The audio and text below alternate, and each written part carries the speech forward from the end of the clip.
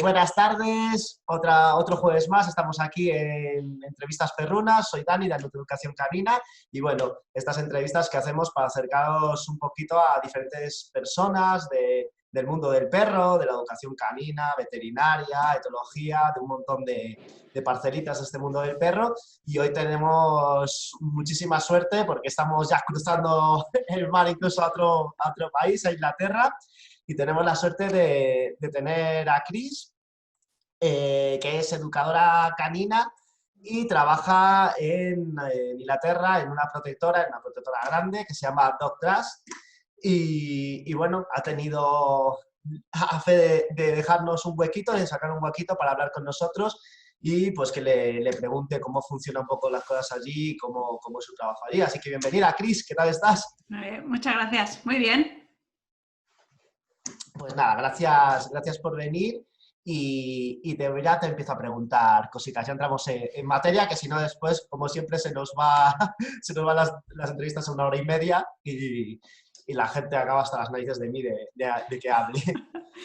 Siempre preguntamos una cosa para abrir las entrevistas, para conoceros un poquito más en lo personal, que es ¿cuál fue el primer perro que recuerdas, ese perro que te marcó, que te llegó y por qué?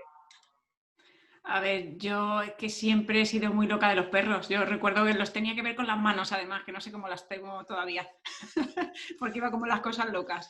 Pero el primer perro que me marcó fue, bueno, yo siempre le daba la vara a mi madre con que quería un perro, a Lolisa Simpson, con el pony, y me dejaron tener un perrito de la 11, cogimos el primer perro que tuvimos fue un cachorrito de 7 meses de la Fundación Hacia el Perro Guía, Yuba.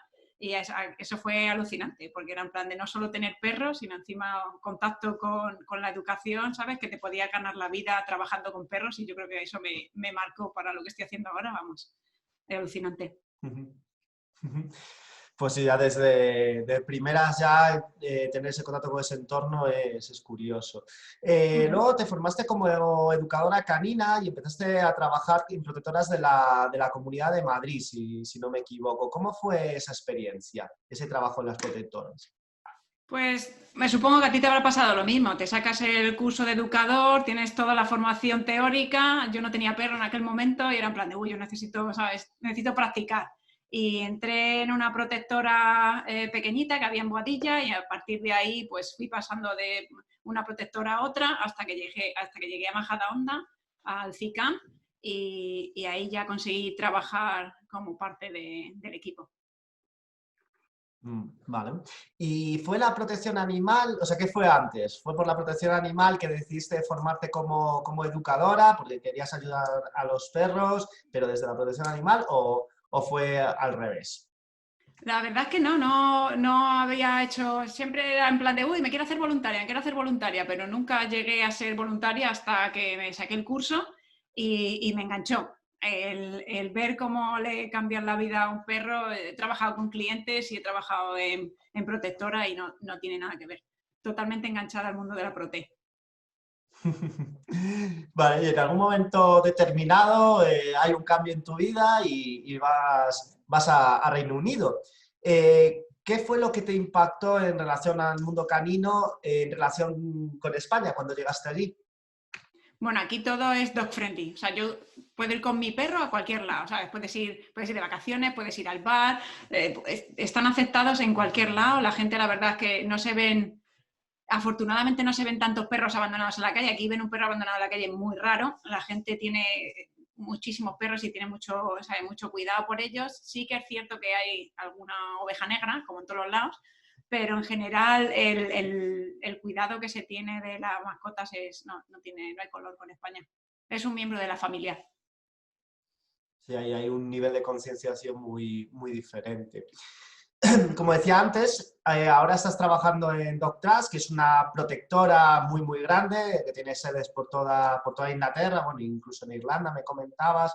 Pero claro, eso me imagino que no sería llegar allí y empezar a trabajar en DogTrust. Me imagino que ahí habrá un camino largo. ¿Cómo fue ese proceso hasta llegar ahí?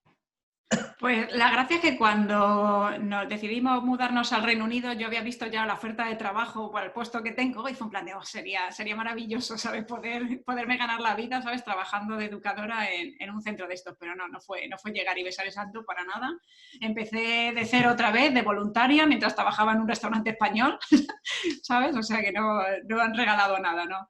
Y yo empecé primero en el RSPCA, que es otra protectora grande, hace más como la labor del SEPRONA en España. Se encarga más de controlar lo que hace la gente, tiene inspectores. No puedes llevar a tu animal, sino que nos llegaban casos muy, muy complicados, ¿sabes? De maltrato muy severo. Por eso te decía que aquí también hay ovejas negras. A raíz de ahí me contratan al cabo de los 8 meses y trabajaba primero de cuidadora, o sea, yo recogiendo mierda y que mi madre siempre me lo decía, hija, ¿tú te vas a dedicar a recoger mierda toda tu vida?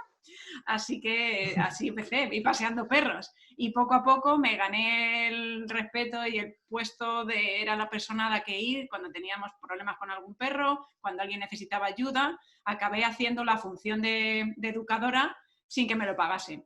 Y hace 2 años conseguí saltar a Dogs Trust, que afortunadamente sí que tiene este puesto. Ujú. Eso pasa mucho también, lo hemos hablado en algún momento, ¿no? De cuando llegamos como educadores al principio a una protectora y pensamos que ya vamos, vamos a ser el educador de la protectora y tú dices, "No, mira, es que hay que limpiar mierda antes". Sí, Nosotros sí, sí, nos efectivamente. tenemos ahí que dar un baño de humildad importante muchas veces. Luego también te quería preguntar, a ver, sabiendo que hay un océano de diferencia entre ambos países, entre la situación de las protectoras en ambos países, porque bueno, el nivel de concienciación social es otro, la asistencia que hablábamos de grandes protectoras, pero ¿cuáles crees que tú que son las principales diferencias que existen en el mundo de las protectoras animales entre Inglaterra y España? El problema es que en España son protectoras pequeñas, con muy pocos recursos, pues lo que hablábamos, en plan de depender de voluntarios, porque en realidad la llevan 1 o 2 personas. El tema aquí, ¿sabes? Es en plan de no, son más como empresas, no son empresas porque son ONG, ¿sabes? No sacan beneficios, pero la cantidad de gente que hay en mi centro para 60 cheniles es alucinante. O sea, es que la cantidad de tiempo que yo puedo aplicar a trabajar con perros es pues el 80% de mi tiempo. ¿Sabes? Sí, totalmente. Eso es otro mundo. Y luego te quería también preguntar, ya metiéndonos un poco en tema más práctico, para conocer un poco cómo son los procesos de trabajo allí. A nivel de educación canina, cuando llega un perro nuevo a la protectora, ¿se realizan algún tipo de pruebas o de test? ¿Qué hacéis cuando llega un perro nuevo? Uh-huh. Pues, por ejemplo, lo primero que se hace es, tú no puedes llegar y dejar a tu perro o decir que quieres llevar al perro. Tienes que llamar por teléfono, te van a hacer un cuestionario, ese cuestionario se nos va a enviar a nosotros. Nosotros, dependiendo del manager del centro, puedes ser más picajosos, en plan de, pues este perro ha mordido, no lo cojo. Si tienes más recursos, no tienes tanta presión ¿sabes? Puedo tener más perros por más tiempo en el centro. Yo cuando estaba en Manchester, pues sí que cogíamos perros más complicados, en plan de perros que habían mordido a niños, perros que habían mordido a personas, que sabes que van a necesitar meses de rehabilitación en el centro, pero no es un problema. Una vez se decide que el perro puede venir, se hace un assessment, se hace un test en el que el perro tiene que pasar una prueba que no tenga problemas al tocarle, que no tenga problemas con otros perros y que no tenga problemas de ansiedad por separación, de que el perro pueda estar tranquilo en un chenil. Si falla alguna de esas, ya depende otra vez de si el manager quiere cogerlo o no. Y luego, una vez que se acepta el perro pasa 7 días, que se le hace un test otra vez, en el que día a día se va registrando lo que el perro va respondiendo y a partir de los 7 días se le puede poner para adopción. Ujú. Vamos, o sea que sí que al final, al cabo de esos 7 días, tenéis una idea bastante amplia de Uh-huh. la conducta de ese perro. Sí. En caso Cuando no hay ese test previo, por ejemplo, hablas eso de que se hace una encuesta, ¿no?, a la persona que lo va a Ujú. dejar. Si es un perro, por ejemplo, que se han rescatado, que se ha encontrado por la calle y eso, es más o menos igual el proceso sin esa encuesta, pero imagino que tendréis que esforzaros más en esa evaluación. Si, por ejemplo, donde estoy ahora tenemos un acuerdo con la perrera municipal, con lo cual sí que nos llegan perros de los que no tenemos ningún tipo de información. En ese caso, lo que pasa normalmente es que ese perro no pasa 7 días hasta que lo pones para adopción. El perro pasa los días que tiene que pasar hasta que ves, ¿sabes? Si no ves problemas, ¿sabes? En plan de, Ujú. vale, pues podemos ponerlo después de 7 días, haciéndole al adoptante ver que no teníamos información previa, pero si surge cualquier problema o cualquier cosa que no estás seguro, que quieres, sabes, en plan de trabajar más en ello, no tienes presión. Si el perro tarda un mes o 6 meses en estar apto para adoptarse, no hay presión ninguna. Ujú.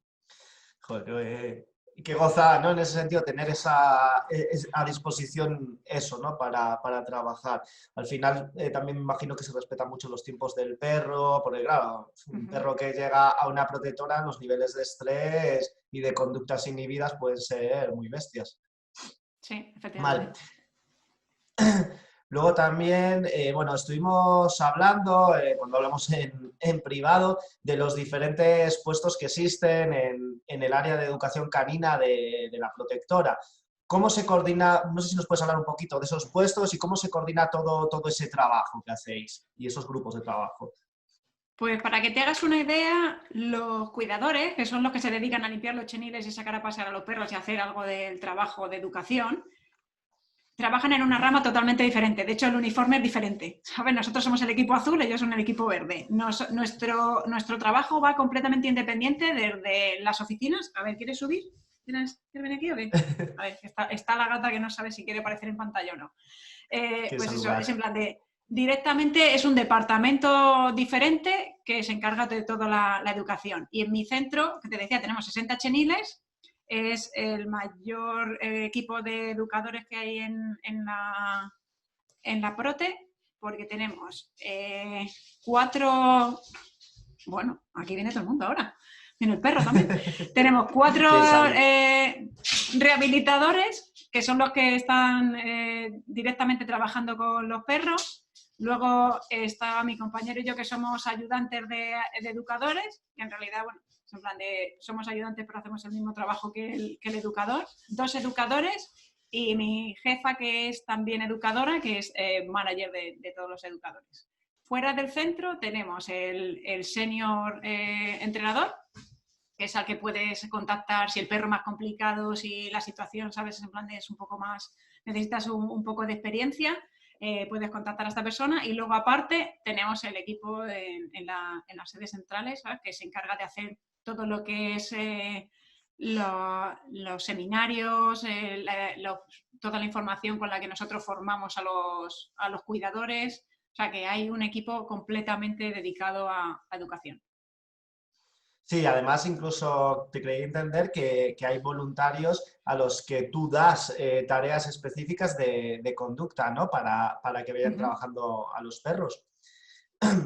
Sí, el equipo de voluntarios que hay en los TRAS, la verdad es que es alucinante, porque es muy difícil entrar, son muy selectivos, pero luego la verdad es que sí que se molestan mucho en formar al voluntario, que eso no lo había visto. Yo cuando trabajaba en la protectora anterior, al voluntario no se le formaba, y aquí tienes distintos niveles de voluntarios y según van cumpliendo, pasan los mismos, exactamente los mismos...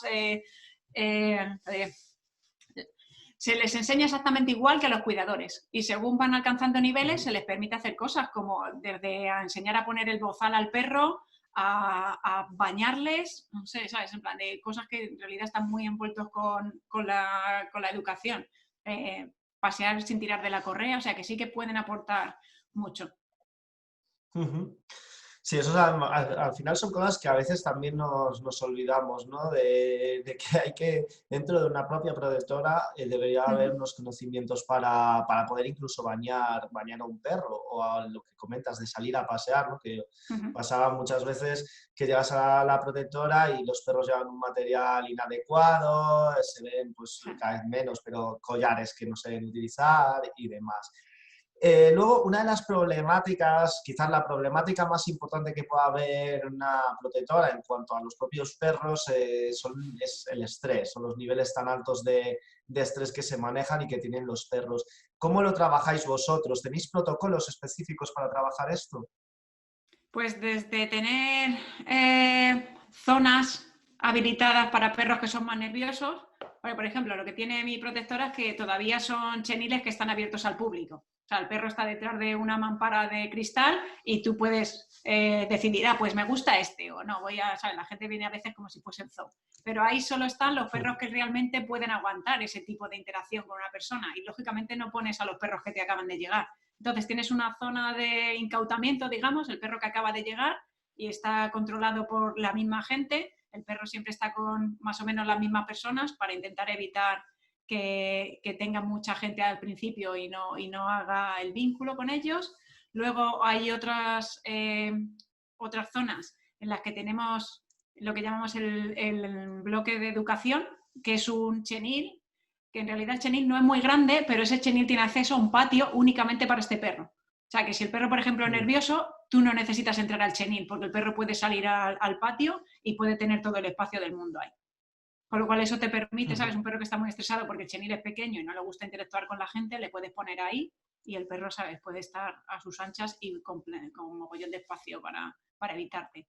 Y luego aparte tenemos veterinario y tenemos gente que se dedica a, si necesitas medicación de comportamiento para reducir el estrés, pues también siempre podemos optar, ¿sabes? Por medidas sí, fisiológicas. Y en el área de enriquecimiento ambiental, tipo CONS pues por ejemplo, hace poco sacábamos un artículo de un refugio en Inglaterra que trabajaba con esencias. ¿Tipo enriquecimiento ambiental? ¿Utilizáis algunos elementos? Pues, por ejemplo, tengo la anécdota de que en Manchester nos hicieron poner un día de dar de comer al perro en su típico cacharro de metal, porque como utilizábamos solo enriquecimiento a la hora de darles de comer, tuvimos un perro que no sabía lo que era el bol y se puso nervioso y desde entonces, al menos un día a la semana, se le seguía dando de comer normal en un cacharro. Pero sí, de utilizar cajas de cartón con periódicos, mogollón de cons, leaky mats, no sé si tenéis esas, no sé cómo las Sí. llamáis en España, son leaky mats también. Sí, Pues, Liquid Mat también. pues tal cual. De estos puzzles tipo Ordenina Thompson, cualquier cosa, ¿sabes? Para hacer enriquecimiento con la comida. Tenemos también enriquecimiento ambiental con música para los perros en los cheniles. Siempre tienen, mientras estamos nosotros, música puesta. Tienen la radio. ¿Qué más tenemos? Luego siempre se pueden So, tenemos en los patios, tenemos como zonas de juego en las que tienen, ¿sabes? Como movidas para perros de cajones y rampas y cosas en las que pueden hacer como agility y cosas así.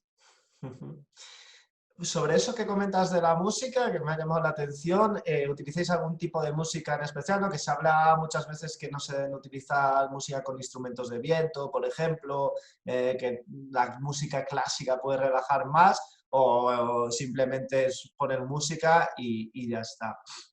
Normalmente tenemos puesta música clásica, radio, ¿sabes? Que tienen, a veces hablan los locutores, a veces está la radio con la música clásica, otras veces se pone música normal, la BBC2, ¿sabes? Y en plan de, pues ahí lo llevan.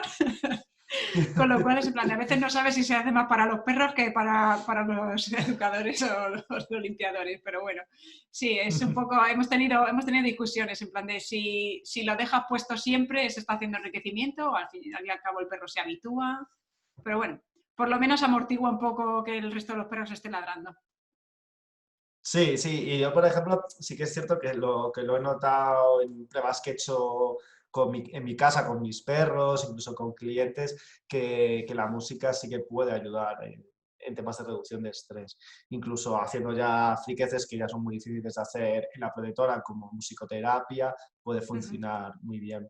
Luego, uno de los problemas más habituales que, bueno, por lo menos tenemos aquí, no sé si será allí, luego también te preguntaré por los problemas de conducta más habituales allí, pero uno de los problemas habituales es el miedo a personas. Eh, ¿Qué pasa? Que al final, nosotros la experiencia que tenemos aquí es que es muy difícil trabajar en medio personas porque sí, al final contigo está bien el perro, después de mucho trabajo y demás, pero puede llegar a estar, pero no tienes esa disposición de personas con las que trabajar. ¿Os apoyáis en esos voluntarios que comentabas antes también para trabajar el miedo a personas? A ver, en el sentido de empezar a un perro que es nervioso ponerle con un voluntario, no. Efectivamente tiene que crear el vínculo con alguien. Luego, una vez que el perro ya necesita generalizar, sí que utilizas al voluntario. Y de hecho, nosotros lo que hemos visto que cuando el perro se acostumbra a estar con gente con uniforme, cualquier persona que lleve el uniforme le vale. Con lo cual sí que yo durante alguna introducción a un adoptante le he puesto la cazadora nuestra y el perro está mucho más tranquilo, ¿sabes? Porque como llevaba el abrigo nuestro, pues claramente este es uno de los de aquí. O sea que sí que utilizas a los voluntarios en el sentido de que, venga, o de hecho, lo bueno de cuando estaba en Manchester tenemos el contact center, con lo cual podías preguntarle a gente que en plan de se bajase con su ropa normal y utilizar a esa gente para trabajar con el perro que se acostumbrase a gente diferente. Me parece una idea buena lo de la ropa. La verdad, nunca, nunca se me había ocurrido para ayudar a esos adoptantes que a veces adoptan perros con problemas de miedo.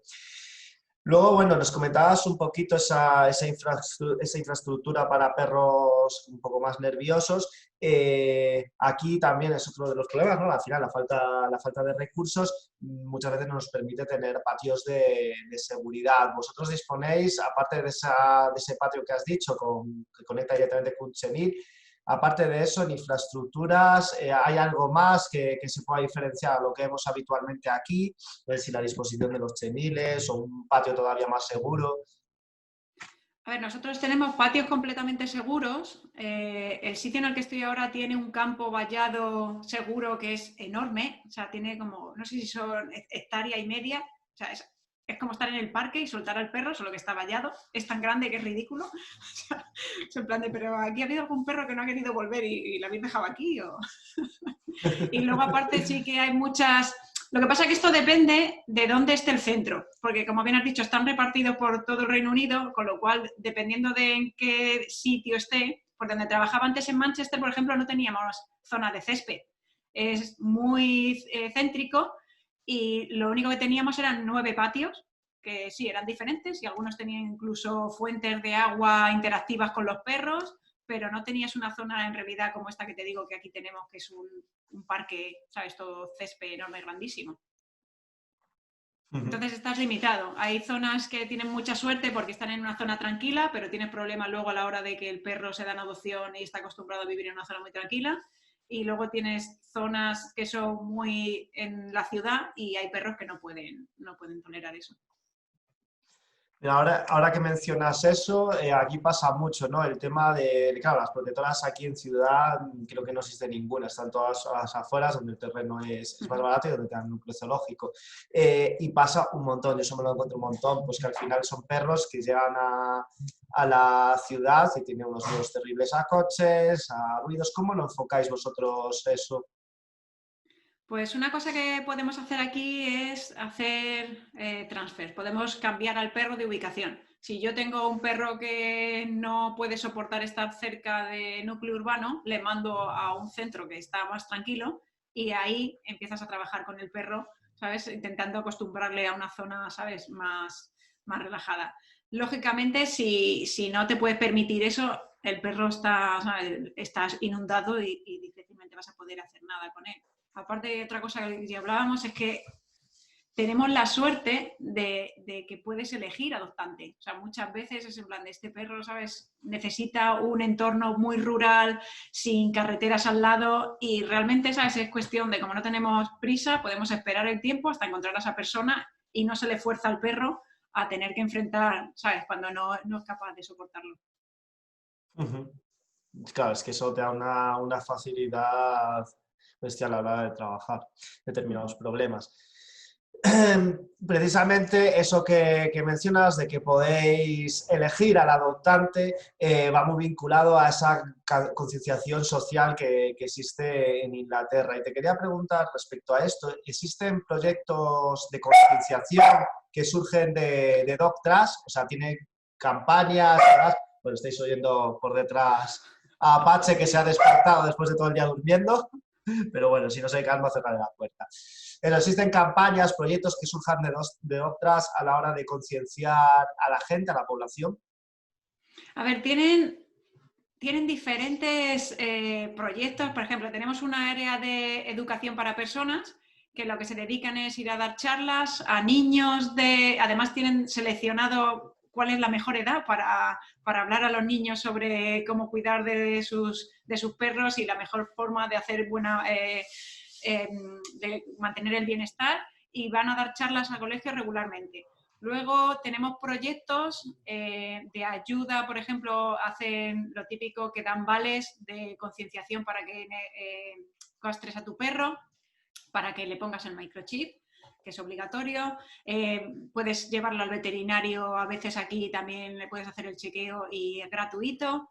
Y luego tienen otros proyectos que son más rollo social. Por ejemplo, tienen un proyecto que es en el caso de casas con violencia doméstica, que tú tienes que dejar tu casa, nosotros nos cogemos al perro y te lo cuidamos mientras consigues, ¿sabes?, encontrar una casa, o lo damos en adopción si ya no puedes encargarte del perro. Y otro proyecto que tienen es que se encargan de cuando la gente vive en la calle y tiene animales, que es un clásico, pues el veterinario gratuito para esta gente. Sí, de hecho me comentaba, bueno, mi compañera que vivió en Londres, que había como la Cruz Verde o algo así, que era como una Cruz Roja o una sanidad pública para perros, algo así existía, ¿no? El PDSA es otra ONG que de lo que se encarga es a la gente que vive, digamos, en el paro, ¿sabes? Con benefits aquí, tienen el veterinario pues muy, muy barato. El problema es que aquí el veterinario es prohibitivo, o sea, comparado con España, o sea, en España es caro, pero aquí todo el mundo tiene seguro, porque es como, tienes que llevar al perro al veterinario y tienes que poner la casa, ¿sabes? Rehipotecarla. Sí. Aquí aún no llegamos, pero bueno, al final también es que los precios de las máquinas que utilizan, de todo lo veterinario y el IVA que le meten es un bestial. Luego te quería preguntar, voy a sacarles un momentito, ¿vale? Porque se han puesto a jugar aquí los perros. Y también juegan suavecito, ¿sabes? Te quería preguntar, además de trabajar problemas de comportamiento, por hablarnos de alguna forma, ¿realizáis educación básica a los perros para favorecer la adoptabilidad? ¿O les enseñáis algo en este sentido? Pues, por ejemplo, se creó creo que fue hace 2 años, creamos un departamento nuevo que es el Dog School, que es gente dentro de nuestra organización que se dedica a dar clases para cachorros y clases para perros adoptados, a las que también puede entrar el público en general por muy poco dinero. O sea, un curso completo de 5 sesiones por 45 pounds, por ejemplo. O sea, con lo cual hace muy, muy barato el que puedas tener a tu perro educado. Y se dedican sobre todo a eso, a entrar, ¿sabes?, a por cachorros, ¿sabes?, para que sea la mejor forma de empezar. Y a partir de ahí, sí, educación básica. A ver, nosotros en el centro, por supuesto, ¿sabes? En plan de, pues al perro, pues lo típico. Si el perro salta sobre la gente, pues se le enseña a que no haga eso, y otros comportamientos alternativos. Si el perro tira de la correa, se trabaja para que el perro no tire de la correa. Pero como es tan básico, normalmente, o sea, tú no vas a tener, mi función no es trabajar con ese tipo de perros. Yo trabajo con perros con problemas, en plan, perros que han mordido, perros con ansiedad por separación, perros que son muy reactivos con otros perros, pero sí, también se trabaja en música. Vale, y después también, otra cosa que tenía, están hoy rebeldes los perros. Te quería preguntar, porque hace poquito se aprobó la ley Lucy en Inglaterra. Están demasiado rebeldes. Lo siento, chicos. Es lo que tienen que ver con los pastores en casa. Se aprobó la ley Lucy en Inglaterra, que es un avance en materia de protección animal muy importante. ¿Nos puedes hablar un poquito? Porque además también estuvo impulsada por Dog Trust, por la protectora donde tú trabajas. ¿Nos puedes hablar un poquito qué es la ley Lucy y cómo se trabajó para que conseguiste aprobase? Pues la ley Lucy viene. Lucy era una perrita que rescataron de una fábrica de una granja de cachorros, que la dedicaron toda su vida a tener cachorros y estaba la pobre en unas condiciones lamentables. Y a partir de ahí, los adoptantes, la protectora y el resto de las protectoras en el Reino Unido se unieron para intentar arreglar el problema que tenemos aquí con las granjas, sobre todo en Gales, que creo que, bueno, salió una noticia en España de una granja de cachorros, con lo cual me temo que el problema está en todas partes, no solo aquí. Pero aquí principalmente el problema viene de granjas de cachorros de Gales y de perros, de cachorros que vienen del este, sin ningún tipo de medida, ni control, ni nada. Con lo cual, lo bueno de esta ley es que impide que la gente pueda vender cachorros si no pertenecen a una protectora o son un criadero. Tú tienes que tener, tienes que poder ver a los padres y tienes que tienes el derecho de devolver el cachorro si no te funciona el tema, pues normalmente las acogidas, las casas, los centros de acogida no te van a poner ningún problema, pero el criadero, si es el típico criadero que está teniendo perros para sacar dinero, lógicamente eso no le va a interesar. Con lo cual sí que se centra más el tema en que lo haga única y exclusivamente gente que se dedica a esto, no el típico que voy a criar cachorros para sacar dinero extra. Sí, bueno, a ver si algún día en España podemos llegar a alguna ley como esa, porque la verdad se salvaría un montón de vidas y se ayudaría. Aquí la verdad encontramos bastantes perros que vienen con una cantidad de miedos bestial en este sentido y vienen de macrogranjas, por desgracia. Luego te quería comentar que aquí encontramos en España dos ópticas, ¿no? Lo que hablábamos un poquito antes, la protectora que se queja de que la gente que va a adoptar como si fuera a comprar y la de posibles adoptantes que se quejan de las dificultades que encuentran a la hora de adoptar. ¿Cómo funciona allí un poquito este proceso?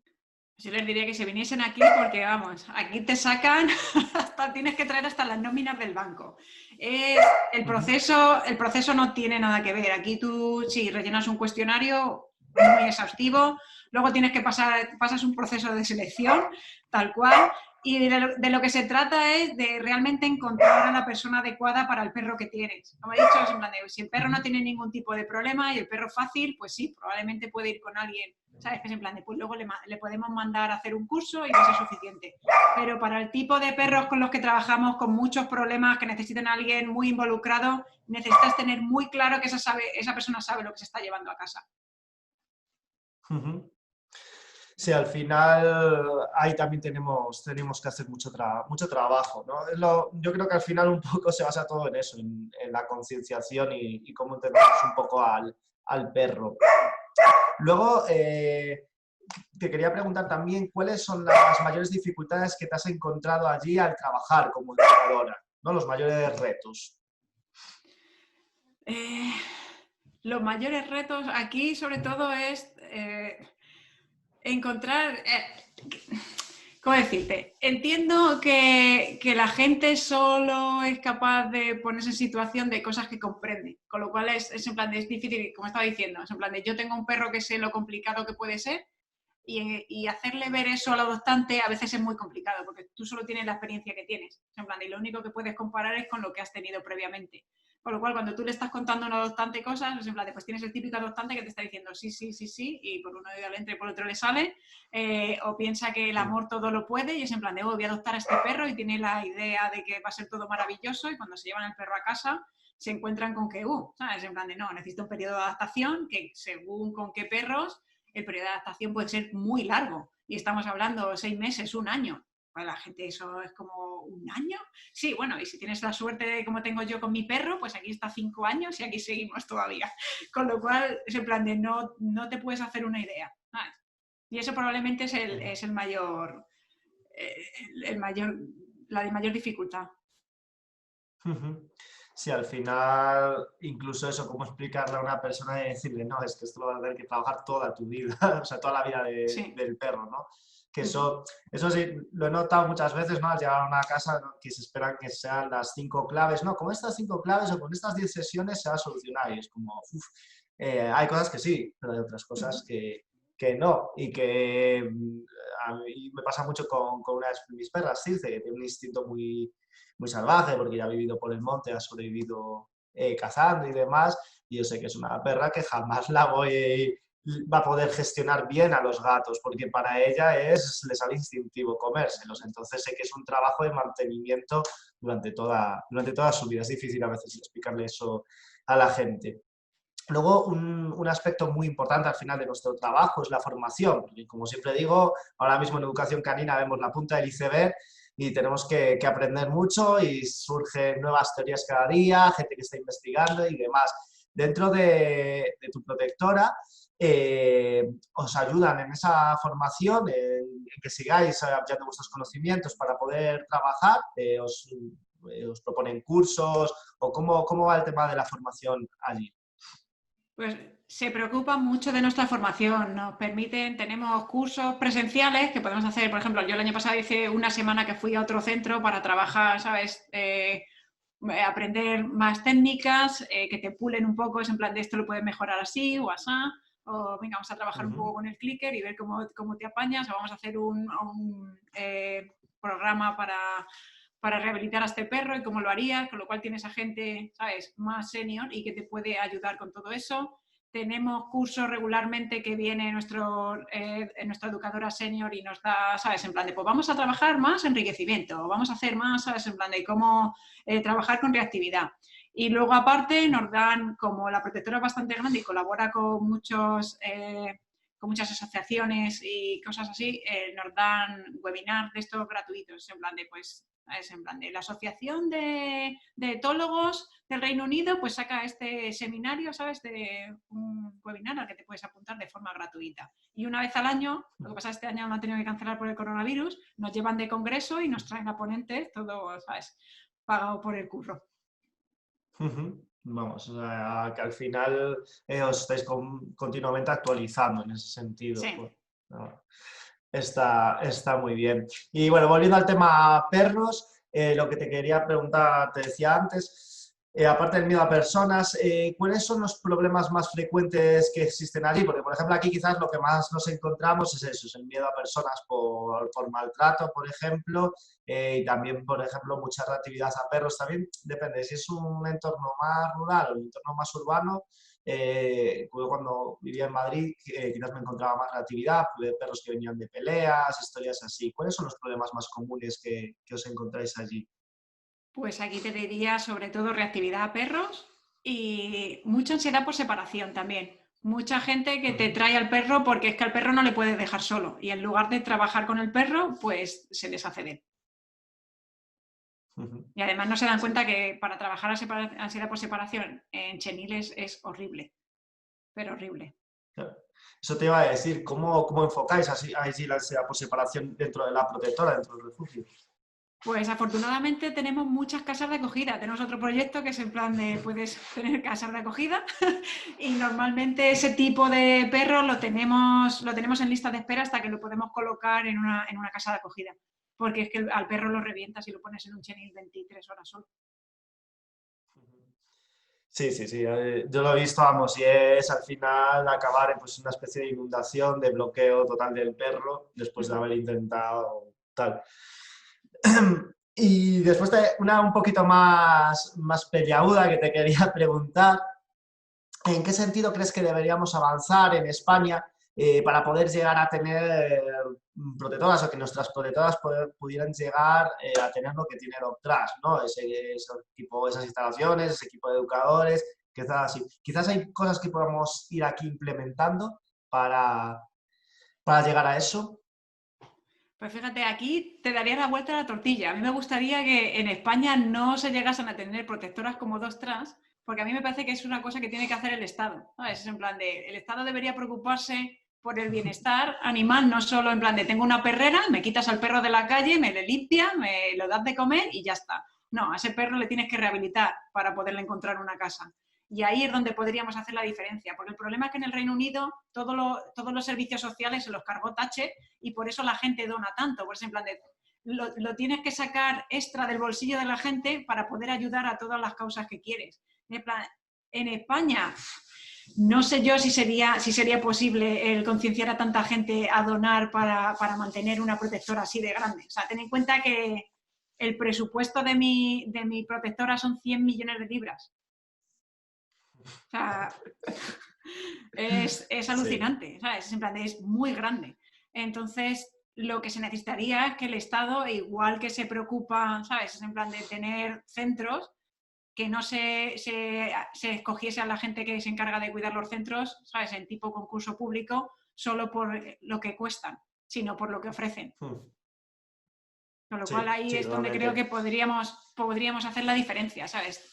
Y con un poco de suerte en unos años, que el tema de la educación, ¿sabes? Cada vez está más normalizado, yo espero que en España se llegue al nivel de, efectivamente, es en plan de no solo saber dar de comer a los bichos y sacarles a pasear, es intentar rehabilitarles y encontrarles un hogar. Sí, al final aquí también igual nos tenemos que dar un tirón de orejas, educadores caninos, veterinarios y protectoras, ¿no? De que muchas veces estamos peleándonos entre nosotros con nuestras tonterías, de decir, venga, vamos a unirnos un poco y hacer una presión conjunta hacia los gobiernos, hacia el Estado, digamos así, para precisamente poder llegar a eso, que evidentemente sería lo ideal, que esto fuera algo que viniera del propio Estado. Pues yo ya he gastado todas mis preguntas porque en realidad te podría preguntar 25.000 cosas más y bueno, ya quedaremos para hablar porque me interesa mucho todo lo que hacéis y realmente creo que podemos aprender mucho del trabajo que estás haciendo ahí y que lo podemos trasladar a las protectoras de aquí, los educadores caninos que colaboramos en estas protectoras. Pero no te quiero detener más ni robar más tiempo. Así que, bueno, no sé si alguien que esté por ahí en Instagram quiere hacer alguna pregunta, que veo que está por ahí también Luis de No Todos Luritel, que están muy calladitos, no dicen nada. Es que aquí en España también Están muy somos más tímidos. tímidos que la leche. En España hay Nada, que mucha aprovechen, que no os dé timidez. vergüenza preguntar. Ahora que tenéis la oportunidad de eso, de que no hay todos los días, ¿no? Una persona que realmente trabaja de forma profesional como educadora en una protectora y si no tenéis preguntas, pues nada, os Nada, dejamos, os dejamos disfrutar del jueves. Que nada, pues agradecerte un montón que hayas estado aquí y espero, bueno, que sigamos en contacto, que sigamos hablando y que nos sigas mostrando un poco cómo están las perspectivas allí. Así que nada, muchas gracias. nada, gracias a ti por invitarme y poder contar lo maravilloso que es aquí. Sin daros mucha Después envidia. tendrá sus cosas malas, eso, por ejemplo, la comida, ¿no? Creo que no es lo O ideal. el tiempo. O sea, Sí. y el tiempo. Yo que soy gallego, entonces el clima, el clima de aquí creo que me adaptaría bien, pero bueno. Muy Pues, bien, pues muchas eso, gracias.